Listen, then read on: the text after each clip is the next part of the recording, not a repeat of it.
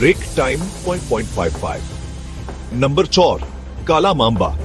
ये सांप खालिस डरावने ख्वाब जैसा है, बहुत तेज, कई बार काटने वाला और इसका जहर इलाज के बगैर तकरीबन हमेशा महलिक होता है। नंबर 3, मच्छर। छोटा लेकिन महलिक। अफ्रीका के मच्छर मलेरिया फैलाते हैं, जिससे हर साल लाखों अमवात होती हैं।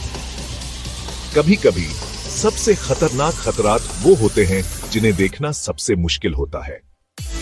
ब्रेक पॉइंट नंबर 2, हाथी।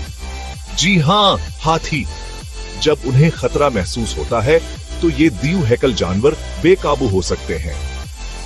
इन्हें गाड़ियों, इमारतों और उनके रास्ते में आने वाली किसी भी चीज पर हमला करते हुए देखा गया है। और आखिर में नंबर 8, टेटसी मक्खी। ये छोटा सा कीड़ा अफ्रीका का खामोश कातिल है जो पूरे बराज़म में सोने की बीमारी फैलाता है। ये बेजरर लग सकता है, लेकिन ये शेरों और मगरमच्छों के मुकाबले में ज्यादा अमवात का जिम्मेदार है। Break time .5। अफ्रीका की जंगली हयात दिलकश है, लेकिन ये एहतराम का तकाजा करती है। अगर आप कभी यहां सफर करें तो याद रखें, सबसे खूबसूरत मखलूक सबसे खतरनाक हो सकती है।